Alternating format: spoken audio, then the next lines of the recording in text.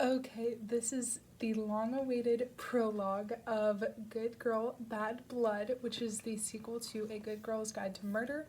I did not look up the voices that I did the last time before this, so if they're slightly off or slightly wrong, I do apologize. But it's been a little bit since I've read this series, so here we go. After and before. You'd think you know what a killer sounds like, that their lies would have a different texture, some barely perceptible shift, a voice that thickens, grows sharp and uneven as the truth slips beneath the jagged edges. You'd think that, wouldn't you? Everyone thinks they'd know, if it came down to it, but Pip hadn't. It's such a tragedy what happened in the end. Sitting across from him, looking into his kind, crinkled eyes, her phone between them recording every sound and sniff and throat-clearing huff. She'd believed it all, every word. Pip traced her fingers across the trackpad, skipping the audio file back again.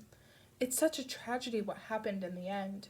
Elliot Ward's voice rang out from the speakers once more, filling her darkened bedroom, filling her head. Stop, click, repeat. It's such a tragedy what happened in the end. She'd listened to it maybe 100 times, maybe even 1,000, and there was nothing, no giveaway, no changes that slipped between lies and half-truths. The man she'd once looked up to as an almost father figure. But then Pip had lied too, hadn't she? And she could tell herself she'd done it to protect the people she'd loved. But wasn't that the exact same reason Elliot gave? Pip ignored the voice in her head. The truth was out, most of it, and that's the thing she clung to. She kept going, on the other part that made her hair stand on end. And do you think Sal killed Andy? Asked Pip's voice from the past. He was such a lovely kid, but considering the evidence, I don't see how he could have done it. As wrong as it feels, I guess I think he must have. There's no other explanation. Pip's door pushed inward with a smack. What are you doing? Interrupted a voice from right now, one that lifted with a smirk because he knew damn well what she was doing. You scared me, Robbie, she said, annoyed, darting forward to pause the audio. Robbie didn't need to hear Elliot's Ward voice, not ever again. You're sitting here in the dark listening to that, and I'm the scary one, Robbie said, flicking on the light, the yellow glow reflecting off the dark hair swept across his forehead. He pulled that face, the one that always got her, and Pip smiled because it was impossible not to. She wheeled back from her desk. How did you get in anyway? Your parents and Josh were on their way out, with a giant Tupperware full of fresh-baked cookies. Oh, yes, she said. They're from Costco. Don't let my dad fool you. They're on neighborly welcome duties. A young couple just moved into the Chen's house down the street. Mom did the deal. The Greens, or maybe the Browns? Can't remember. It was strange thinking of another family living in that house, new lives reshaping to fill its old spaces. Pip's friend, Zach Chen, had always lived there, 4 doors down, ever since Pip had moved back at age 5.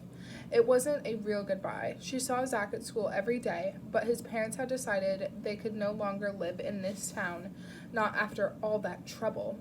Pip was certain they considered her a large part of all that trouble. Dinner 7:30, by the way, Robbie said, his voice suddenly skipping clumsily over the words.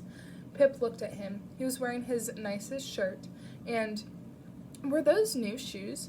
She could smell aftershave, too, as he stepped toward her, but he stopped short, didn't kiss her on the forehead, nor run a hand through her hair.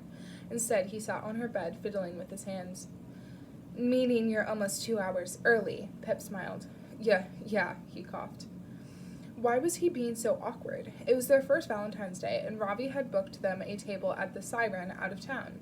Pip's best friend, Kara, was convinced Robbie was going to ask Pip to be his girlfriend tonight. She said she'd put money on it. The thought made something in Pip's stomach swell, spilling its heat up into her chest. But it might not be that. Valentine's Day was also Sal's birthday. Robbie's older brother would have turned 24 today if he'd made it past 18. How far have you got? Robbie asked, nodding at Pip's laptop, the audio editing software Audacity, filling the screen with spiky blue lines. The whole story was there, contained within those blue lines. From the start of Pip's project to the very end, every lie, every secret, even some of her own. It's done, Pip said, dropping her eyes to the new USB microphone plugged into her computer. I finished 6 episodes. I had to use a noise reduction effect on some of the phone interviews for quality, but it's done. And in a green plastic file beside the microphone were the release forms she'd sent to everyone, signed and returned, granting her permissions to publish their interviews in a podcast. Even Elliot Ward had signed one from his prison cell. 2 people had refused, Stanley Forbes from the town newspaper and, of course, Max Hastings. But Pip didn't need their voices to tell the story. She'd filled in the gaps with her production log entries, now recorded as monologues. You finished already? Ravi said, though he couldn't really be surprised. He knew her, maybe better than anyone else did. It had been 6 weeks since Pip had stood at the front of the school assembly hall and told everyone what really happened. But the media still weren't telling the story right. Even now they clung to their own angles because those were cleaner, neater. Yet the Andy Bell case had been anything but neat. If you want something done right, you have to do it yourself, Pip said, her gaze climbing the spiking audio clips. Right then, she couldn't decide whether this felt like something beginning or something ending, but she knew what she wanted it to be. So what's next? Asked Ravi. I export the episode files, upload them to SoundCloud on schedule once a week, and then copy the RSS feed to podcast directories like iTunes and Stitcher. But I'm not quite finished, she said. I need to record the intro over this theme song I found on Audio Jungle. But to record an intro, you need a title. Ah, Ravi said, stretching out his back. We're still titleless, are we, Lady Fitz-Amobi? We are, she said. I've narrowed it down to 3 options. Hit me, he said. No, you'll be mean about them. No, I won't, he said earnestly with the smallest of smiles. Okay. She looked down at her notes. Option A is an examination into a miscarriage of justice. What, Robbie, I can see you laughing. That was a yawn, I swear. Well, you won't like option B either, because it's a study of a closed case, the Andy Bell. Robbie, stop! What? I'm sorry, I can't help it, he said, laughing until his eyes were lined with tears. It's just all of your many qualities, Pip. There's one thing you lack. Lack? She spun her chair to face him. I lack something? Yes, he said, meeting her stony eyes. Pizzazz. You are almost entirely pizzazzless, Pip. I am not pizzazzless. You need to draw people in. Imagine them. Intrigue them. Jesus, my contacts are so buggy right now. I'm so sorry. Oh, I thought this would be better. Okay. You need to draw people in, intrigue them, have a word like kill or dead in there. But that's sensationalism. And that's exactly what you want, for people to actually listen, Ravi said. But all of my options are accurate and boring. Pip threw a yellow highlighter at him. You need something that rhymes, or alliteration, something with pizzazz, she said in her Ravi voice. You think of one then. Crime Time, he said. No, Fairview, maybe Unfairview. No, said Pip. You're right. Ravi got up and started to pace. Your unique selling point is, really, you. A 17-year-old who solved the case the police had long considered closed. And what are you? He looked at her, squinting. Lacking, clearly, she said with mock irritation. A student. Ravi thought aloud. A girl. A project. Oh, how about Project Murder and Me? Nah. Okay. He chewed his lip and it made Pip's stomach tighten. So, something murder, or kill, or dead, and you are Pip, who's a student, and a girl who's good at... Oh shit, he said suddenly, eyes widening. I've got it. What? He said. I've literally got it, he said, far too pleased with himself. What is it? A Good Girl's Guide to Murder. No, Pip shook her head. That's bad, way too try-hard. What are you talking about? It's perfect. Good girl, she said dubiously. I turn 18 in 2 weeks. I won't contribute to my own infantilization. There we go. A Good Girl's Guide to Murder, Ravi said in his deep movie trailer voice, pulling Pip up from her chair and spinning her toward him. No, she said. Yes, he retorted, placing one hand on her waist, his warm fingers dancing up her ribs, making her glow. Absolutely not. A Good Girl's Guide to Murder Review. The latest true crime podcast obsession ends with a chilling finale. If you haven't yet listened to episode 6 of A Good Girl's Guide to Murder, look away now. Serious spoilers below. Of course, many of us know how this mystery ended from when it exploded on the news last November, but the whodunit isn't the whole story here. The real story of A Good Girl's Guide to Murder has been the journey from a 17-year-old sleuth's hunch about a closed case, the murder of a teenager, Andy Bell, allegedly by her boyfriend Sal Singh, to the spiraling web of dark secrets she uncovers in her small town, the ever-shifting suspects, the lies, the twists. The final episode certainly isn't lacking in twists as it brings us the truth, starting with Pip's shocking revelation that Elliot Ward, her best friend's father, wrote the threatening notes Pip received during her investigation, irrefutable proof of his involvement and truly a loss of innocence moment for Pip. She and Ravi Singh, Sal's younger brother and co-detective on this case, believed that Andy Bell might still be alive and Elliot had been keeping her the whole time. Pip confronted Elliot Ward alone, and in Ward's own words, the whole story unravels. An illicit relationship between student and teacher, allegedly initiated by Andy. If true, Pip theories, I think Andy wanted an escape from Fairview, particularly from her father, who allegedly, according to a source, was controlling and emotionally abusive. Perhaps Andy believed Mr. Ward could get her into Yale, like Sal, so she could get away from home. The night of her disappearance, Andy went to Elliot Ward's house. An argument ensued.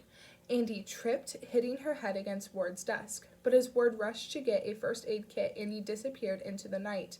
In the following days, as Andy was officially declared missing, Ward panicked, believing Andy must have died from her head injury, and when police eventually found her body, there might be evidence that would lead to him. His only chance was to give the police a more convincing suspect. He cried as he told me, Pip says, how he killed Sal Singh. Ward made it look like suicide and planted evidence so that the police would think Sal had killed his girlfriend and then himself. But months later, Ward was shocked to see Andy walking on the side of the road, thin and disheveled. She hadn't died out after all. Ward couldn't allow her to return to Fairview, and that's how she ended up his prisoner for 5 years. However, in a twist truly stranger than fiction, the person in Ward's loft wasn't Andy Bell. She looked so much like her, Pip claims. She even told me she was Andy. She was actually Elisa Jordan, a young, vulnerable woman with an intellectual disability. All this time, Elliot had convinced himself and Ilsa that she was Andy Bell. This left the final question of what had happened to the real Andy Bell. Our young detective beat the police to that, too. It was Becca Bell, Andy's little sister. Pip figured out that Becca had been sexually assaulted at a local house party, nicknamed Calamity Parties by attendees, and that Andy had sold drugs at these parties, including Rifanol, which Becca suspected had played a part in her assault. When Andy was out that night with Ward, Becca allegedly found proof in her sister's room that Max Hastings had bought Rifanol from Andy and was likely Becca's attacker. Hastings will soon face trial for several rape and sexual assault charges. But when Andy returned home, she didn't react the way that Becca had hoped. Andy forbade her sister from going to the police because it would get Andy in trouble. They started arguing and pushing each other until Andy ended up on the floor, unconscious and vomiting. Andy's post-mortem, performed last November when her body was finally recovered, showed that the brain swelling from a head trauma was not fatal, though it no doubt caused loss of consciousness and vomiting. Andrea Bell died from asphyxiation, choking on her own vomit. Becca froze, allegedly watching Andy die, too shocked and too angry to save her sister's life. She hid Andy's body because she was scared no one would believe that her death had been an accident. And there it is, our ending. No angles or filters, just a sad truth of how Andy Bell died, how Sal was murdered and framed as her killer, and everyone believed it. In Pip's scathing conclusion, she picks out everyone she finds at fault for the deaths of these two teenagers, naming and blaming Elliot Ward, Max Hastings, Jason Bell, Andy's father, Becca Bell, Howard Bowers, Andy's drug dealer, and Andy Bell herself. A Good Girl's Guide to Murder stormed to the top of the iTunes chart with its first episode 6 weeks ago, and it looks set to stay there for some time. With the final episode released last night, listeners are already clamoring for a season 2 of the hit podcast. But in a statement posted to her website, Pip said, "I'm afraid my detective days are over, and there will not be a second season of AGGGTM. This case almost consumed me. I could only see that once I was out the other side. It became an unhealthy obsession, putting me and those around me in considerable danger. But I will finish this story, recording updates on the trials and verdicts of all those involved. I promise I will be here until the very last word."